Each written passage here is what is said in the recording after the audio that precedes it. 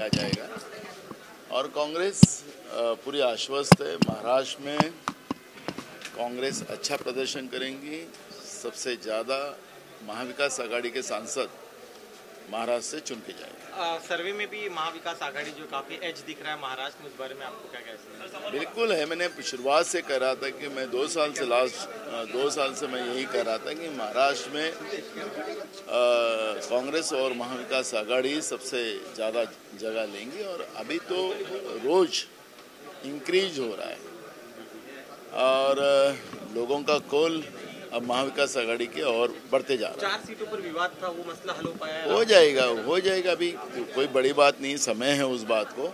अभी प्रकाश आंबेडकर जी से भी उस विषय पे बात चल रही है और सबसे एक सहमति कर हम लोग सीट शेयरिंग का भी मामला सुलझा लेंगे। और महाविकास आघाड़ी आगे के चुनाव की पूरी एक साथ लड़ने की भूमिका आपको आने वाले दिनों में देखने कहा जा रहा है कि प्रकाश आंबेडकर जानबूझ के देरी कर रहे, अंतिम समय में भाग जाएंगे।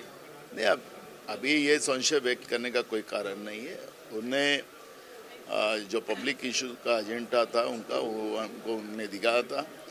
कांग्रेस की भी भूमिका ऑलरेडी कांग्रेस के भी एजेंडा में वही सब्जेक्ट है, कोई अलग सब्जेक्ट नहीं है। हमारा और प्रकाश आंबेडकर जी का पब्लिक एजेंडा में हम लोगों का एक मत हो चुका है। अब सीट शेअरिंग का जो इशू है वो भी हम लोग कर लेंगे। मराठी सांगा, आजचा मुद्दा चर्चा होणार आहे आज काँग्रेसचे आमचे सगळे महाराष्ट्रातले मोठे नेते, आमचे प्रभारी रमेश चन्नीतलाजी यांच्याबरोबर आम्ही जी संघटनात्मक जो आढावा आता साही कमिशनर हेडचा घेतलेला होता त्याच्याबद्दलचा एक रिव्ह्यू आणि पुढची रणनीती अजून ताकदीनं कसं लोकांपर्यंत जाता येईल आणि महाराष्ट्रामध्ये ज्या पद्धतीचा एक गुंडाराज आणि भ्रष्टाचार राज जो सरकारने केंद्र आणि राज्य सरकारने निर्माण करून ठेवलेला आहे, न्याय व्यवस्था संपूर्ण संपुष्टात आणलेली आमचे नेते राहुल गांधीजी या न्याय यात्रेसाठी त्यांची स्वतः मणिपूर ते मुंबई पदयात्रा सुरू आहे आणि त्याच्यामुळे त्या सगळ्या विचार विमर्श करण्यासाठी आणि महाराष्ट्रामध्ये आणखी जास्त जागा कशा जिंकता येतील, सर्वेमध्ये तर येतच आहे पण अजून जागा जास्त जिंकते, कारण रोज महाविकास आघाडी लोकांच्या मनामध्ये महाविकास आघाडीच्या बद्दलचं सहमती होताना आपण पाहतो आहे। त्यामुळे अजून जास्त जागा निवडून कशा आणता येईल आणि भाजप महाराष्ट्रातून या गुंडाइझमला आणि भ्रष्टाचाराला जी ताकद देते ती महाराष्ट्रातून ही कीड कशी संपवता येईल याच्यावर आजच्या बैठकीमध्ये चर्चा होणार आहे।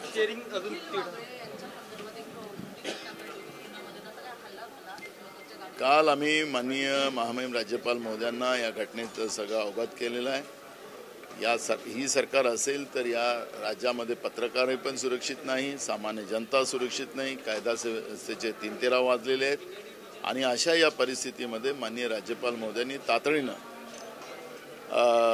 निखिल वागळे असतील, विशंबर चौधरी असतील, असीम सरोदे असतील, या सगळ्यांना संरक्षण दिलं पाहिजे आणि आपलं मत मांडण्याचा अधिकार जो आम्हाला आहे ते मत मांडण्याची सुद्धा मुभा असली पाहिजे।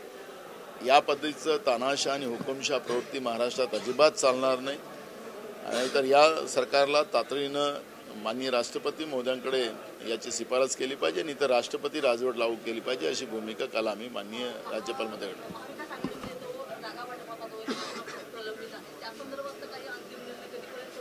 होईल। एक मतानं प्रकाश आंबेडकरजींनी जो पब्लिक इश्यू जे काही दिलेले होते ती काँग्रेसची भूमिका आहे, ती आमची शिवसेनेची पण आहे आणि राष्ट्रवादीची आहे आणि आमचं एकमत आहे त्याच्यामध्ये आणि आता जे पब्लिक इश्यूमध्ये आमचं एकमत झालेलं आहे। आणि दुसरा महत्त्वाचा प्रश्न की जागा वाटपाचा आता शिवजयंतीच्या पहिल्यानंतर आम्ही बसू, कारण की आता 15 तारखेला लास्ट डेट आहे राज्यसभेच्या फॉर्म भरायची, ते सगळं झाल्यानंतर शिवजयंती आहे, त्याच्या पहिल्यानंतर आम्ही बसू आणि जवळपास हा विषय जागा वाटपाचा एकमताने निर्णय होईल।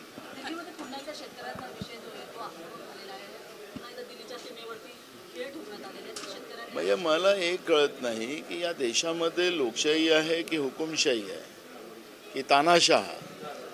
म्हणजे शेतकरी आपल्या हक्काची मागणी घेऊन संसदेवर येत असतील तो त्यांचा अधिकार आहे, पण ज्या पद्धतीनं मी काल पाहत होतो की खिळे गाडले जातात आहेत, लोकांना सीमेच्या पार येता येणार नाही, हे तर खऱ्या अर्थानं एक जुलमी व्यवस्था या देशामध्ये निर्माण झालेली आहे.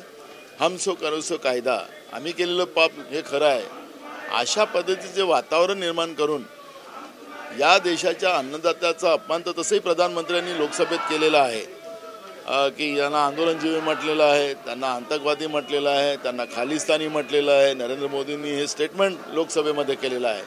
मग अशा या परिस्थितीमध्ये आता खिळे गाळून एक जुलमी व्यवस्थेची सुरुवात या देशामध्ये झालेली आहे. या पद्धतीचं वातावरण निर्माण करून लोकशाहीचा गळा कापण्याचं पाप केंद्रातलं मोदीचं आणि भाजपचं सरकार करते हे स्पष्ट होतं. हे बघा, कशा उद्योजकांना ब्लॅकमेल करून ते पक्षनिधी गोळा करतात आणि माहितीच्या अधिकारात ती माहिती घेण्याचा अधिकार नाही, त्यांना पाहिजे त्या पद्धतीचा निर्णय करून घेतलेला आहे. आम्ही जनतेकडून 138 रुपये आम्ही पैसे घेतो आहे.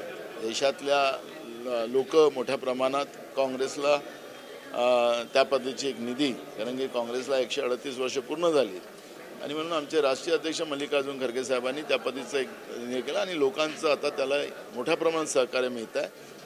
आता मोठ्या लोकांकडून आणि GSTचा पैसा जो त्यांच्या मित्रोच्या घरी जाते आहे, तोच गरिबाचा पैसा भाजपच्या खात्यामध्ये येत आहे आणि माहितीच्या अधिकारात ते उघड करावं, माहिती अधिकारात ते ठेवावं, अशी मागणी काँग्रेसच्या वतीनं आम्ही करतोय.